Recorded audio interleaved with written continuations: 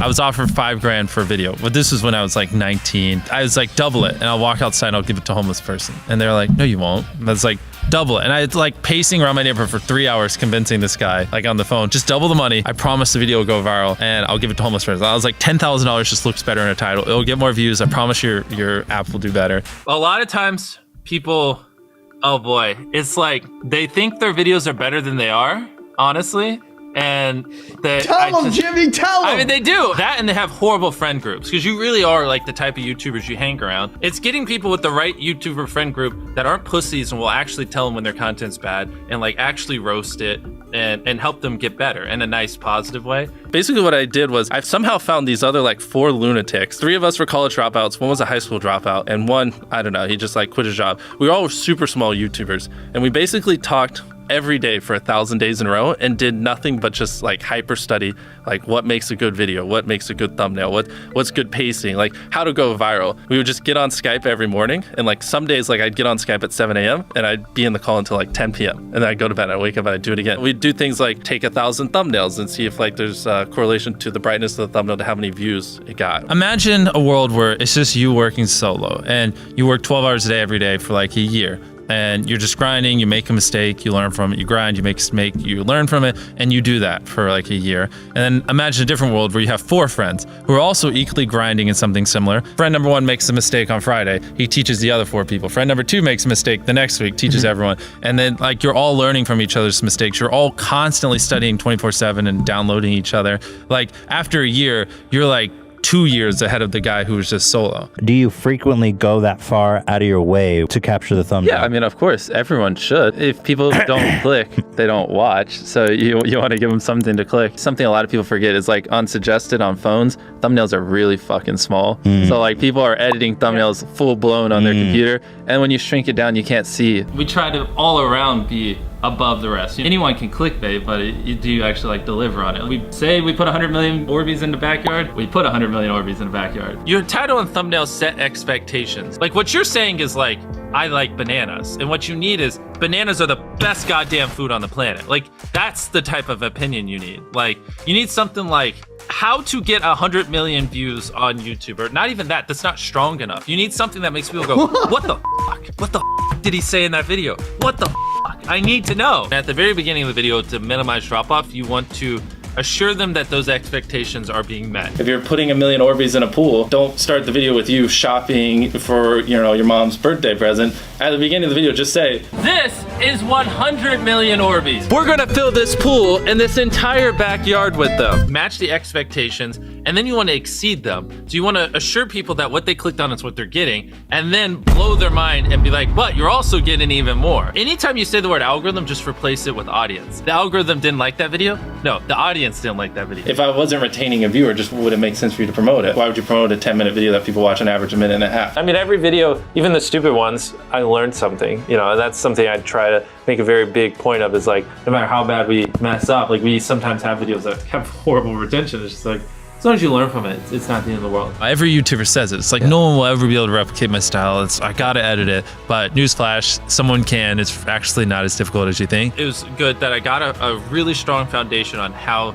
YouTube works and how the style of videos I wanted and everything before I scaled up the team, if that makes any sense. I just want to make sure that's clear, because I've seen people try to build the team without foundation and knowing how to do well. I know that if we film this video, it will do well, just because I've spent a decade of my life hyper obsessing over YouTube and I have a good pulse on it. But if you didn't have that, then you wouldn't know. Like you wouldn't be able to spend $4 million on a Squid Game, because you might lose $2 million and then you can't pay your people. But of course, yeah, if I didn't have these people, I couldn't do half the stuff I do. For the last like 8 or 9 years, like every dollar I've made, I just spent it the next month on content. And I just did that every single month, and it just kept getting bigger and bigger, and here we are. Since I was 13, there probably hasn't been a single hour that's gone by that I've been awake where I haven't thought about YouTube. Like, I'm just focused on making the best videos possible, period. I don't care about making money. I don't care about time. I don't care about anything. I just want to make the best videos on the planet. Literally all the algorithm does is reflect what the people want to a T. And if you deny that, you just make terrible videos and are trying to find a scapegoat. We do our videos in other languages as well. If you Google it, it's like only less than 10% of the world speaks English. So 90% of the world can't even enjoy your content. And when I realized that, I was like, wait a minute. 90% of the world can't even watch this stuff. Like, we just started doing this like 6 months ago, and it's crazy like how viral some of these videos are going. 51 million. In Spanish, the guy who does my dubs is the same guy who dubs Spider-Man. We managed to convince him. So a lot of those comments are like, why does he sound like Spider-Man? Or is MrBeast Spider-Man? To me, what's important is click-through rate, getting people to click on your video, and then average view duration, average view percentage, or just relative retention, and having them watch it. A lot of creators think click-through rate is just like the title and thumbnail and did they click it, but a lot of it too is, did they enjoy your last video? Because if someone watches a video of yours and they loved it, you can bet the next time you're recommended, their chance of clicking is a lot higher. Sometimes we're filming for 3 or 4 days, like 10 hours a day,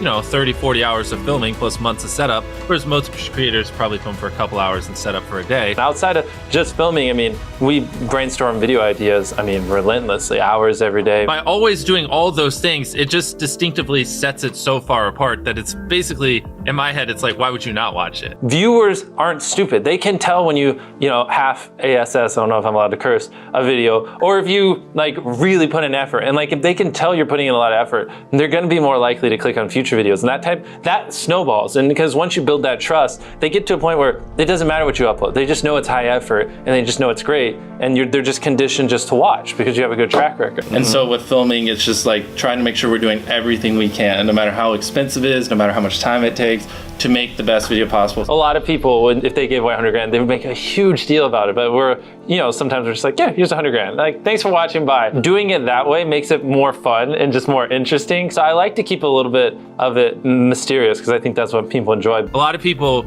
aren't willing to put in 10 hours days because they don't like what they're doing. So it's finding what they enjoy, because it is like a long grind. You're doing the for years, not months. So if you don't enjoy it, then you're gonna burn out. I just had the blessing of finding what I loved at a young age. So because to get to this level, it takes, a decade. Most people don't find what they love till their young 20s. So they'd be where I'm at in their 30s. Yeah. I just lucked out and found it when I was really young. Living your life chasing a nicer car and a bigger and bigger box to live in is kind of a dumb way to go about life. I actually, funny enough, I lived in a super below average home.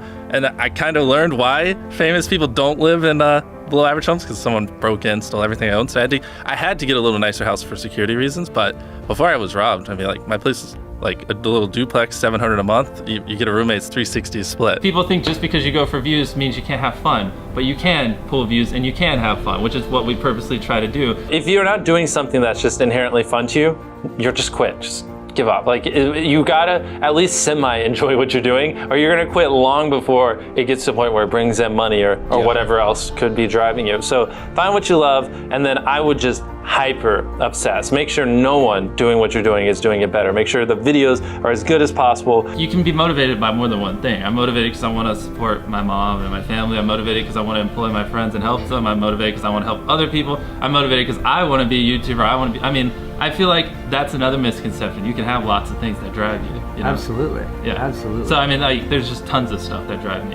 And everything drives me to wanting to be a YouTuber, so I kind of obsess over it. For the people that are willing to be coachable, I would say just education. There is a lot of misinformation out there that people live and breathe by, the weirdest stuff. I gotta upload at midnight on Wednesdays or my videos don't do well. It's just dumb stuff like that just, they don't realize how badly they're handicapping themselves. Some minor tips I could give is if somehow you could have a payoff at the end, then more people are gonna watch the end just to see what happened. Whichever one of these 456 people survives the longest wins 456 grand.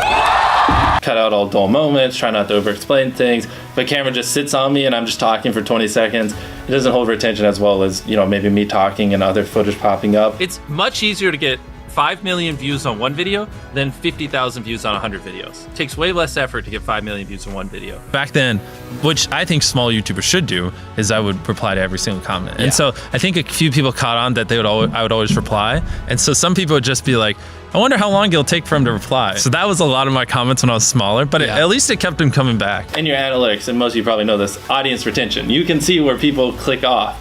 Just literally go through your last 50 videos, write down where everyone clicked off, and then just don't do those things again. But wait a minute, MrBeast. What if I don't know how to actually improve my average view duration? How do I know where to start? What if I'm just a noob? Well, in order to better retain your viewers, it's first helpful to have a really deep understanding of how they experience YouTube, to put yourself in their shoes. And in this video, I explain 5 simple steps that will help you do just that. Check it out.